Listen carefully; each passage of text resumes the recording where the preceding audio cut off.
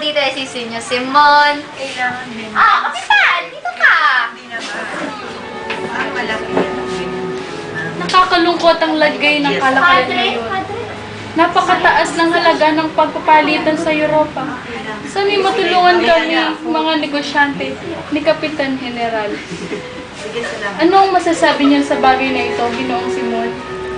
Sa ganang akin, dapat ninyong tularan ang gawain ng mga maunlad na bansa. Bakit po ba sila umuunlad, Ginoong Simon? Napakabulok na sistema sa pagpapayari ng daungan. Hanggang ngayon, hindi pa rin ito matapos-tapos. Dahil doon, nagtataas tuloy ang mga paninda. Dumaraing pa kayo? Ngayong ipinag-utos na ng general na ipagiba ang mga bahay na pawid. At hindi ba kayo rin ang nakikinabang ng mga iyon dahil dumarating na ang mga inangkat ng yere galvanisado? Oo nga, ngunit naisip ko, wala naman sila yung pambibili ng yero. Ang mga nawala ng tirahan sapagkat sila yung mga maralita. Maaari nyo namang bili ng murang-mura ang mga pawid na bahay. At pagkatapos, lakarin nyo na ipawalang bisa ng general ang utos ng pagpapagiba ng bahay at muling ipagbili ito sa mas malaking halaga.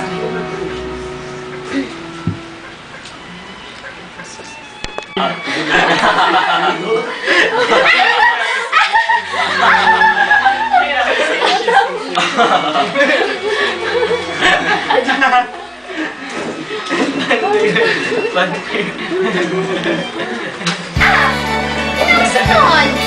Salamat ikaw sa aking bahay. Ako talaga tuwa, ikaw ang sa aking piting. Kumusta ang negosyo, Kerogan? Senyor Simon, hindi nyo alam aking negosyo ba? Ako, lugi na. Lahat ng tao, utang. At empleyado, lalo, pinyente, lahat utang. Hindi mayan. Ako, lugi na. Ako, magsak na. Nalugi ang bumagsak. Ngunit paano kaya nakapaganda ng ganitong kalang tigil?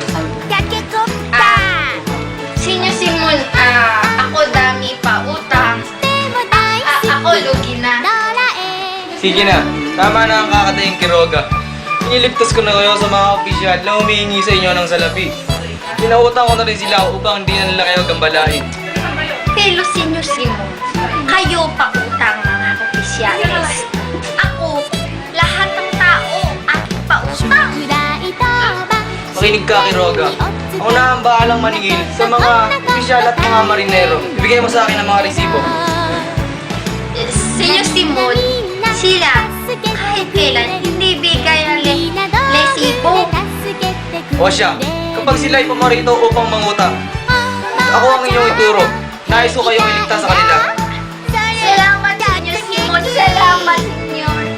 Kumusta na nga pala ang mga alas na pinairam ko sa inyo? Nakapili na ba ang inyong asawa? Senyor Simon, akin na sabihin sa inyo totoo. Yung puselas, akin hindi bigay aking asawa. Akin bigay iyon sa mama. Kasi iyon aking kailangan. Para sa kanyang kaibigan. Nadali kayo. Yun pa naman, mahal. Akala ko ba, mama, kuha isang puselas. Pero hindi. Kuha niya tatlo, hindi mayan. Tatlo, siyam na libo, hindi mayan. Nangangailangan pa naman ako ng malaking halaga. At ang akala ko yung babayarin nyo ang utang ninyo sa akin. Ngunit, ayoko namang lalo kayong maghirap dahil lang sa maliit na halaga na yun. Makinig kayo. Papayagan ko akong magtago ng ilang armas sa inyong tindahan. Babawasan ko ng 2,000 ang dating 5,000 ang utang ninyo sa akin. Hindi na kasi magkasya sa aming bahay. Huwag kayong matakot. Hindi kayo ang mananagot. Ang mga armas na iyon ay unti-unting nililipat sa iba't ibang bahay. Kapag nagkaroon ng pagsisiyasat ang mga Guardia Sibil, marami ang mahuhuli at hihingi ng tulong sa atin. Tsak na malaki ang ating kikitain.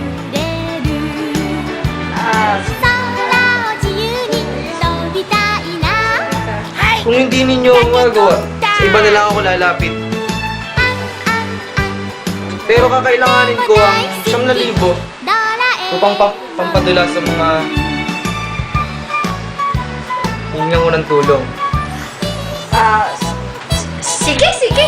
Ako payag na. Mga Ginoo, nakita niyo na ba ang bago pinagkakagulo ngayon sa parents sa kaya po? Isang ulong nagsasalita na ang pangalan ay Umutis. Isang Amerikanong Mr. Lake ang natatanghal na yun. Isang kulay na mahika. Hindi yun mahika. Walang dudang iyon ay gawa ng demonyo o isang espiritismo.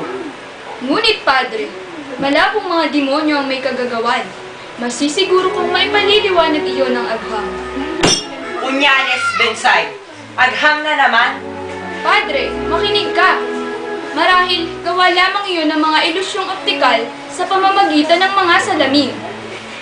Mabuti pa ipuntahan ninyo upang makita ang demonyo, espiritu sa mga salamin doon. Tama! Pumunta tayo roon at ipakikita ko sa inyo ang mga salaming sinasabi ko. Magandang paksa rin ito sa aking pagsusulat. Sandali, tayong mga Friday ba ang pupunta roon? Makikipagsiksikan sa mga tao? At manonood sa pagtatanghal ng isang sphinx? Ano na lamang ang sasabihin ng mga Indio? Iisipin nilang wala tayong ipinagkaiba sa kanila? Huwag kang mag-alala, Padre Simon. Sasabihin ko kay Mr. Leeds na huwag muna magpapasok ng ibang tao habang tayo ay naroroon. Tutal, isang karangalan din naman para sa kanya ang manood tayo roon. Huwag kang mag-alala, Padre Simon. Sasabihin ko kay Mr. Leeds na huwag muna magpapapasok ng ibang tao habang tayo ay naroon. Tutal, isang malaking karangalan para sa kanya na tayo ay manood ng kanyang palabas. Hindi siya maaaring tumanggi sa akin sapagkat gagantihan ko siya sa isang mapanirang lathala sa dyaryo. At isa pa, kapag naroon ang mga Indio, ay mapapahiya ang kaawa-awang Amerikano kapag nahuli ko na ang daya. Mawawalan siya ng pagkakakitaan. At ako'y isang malingap na tao. Kaya naman, hindi ko kayang gawin ang gayon sa kanya. O siya, tama na ang satsat at tayo nang pumaroon.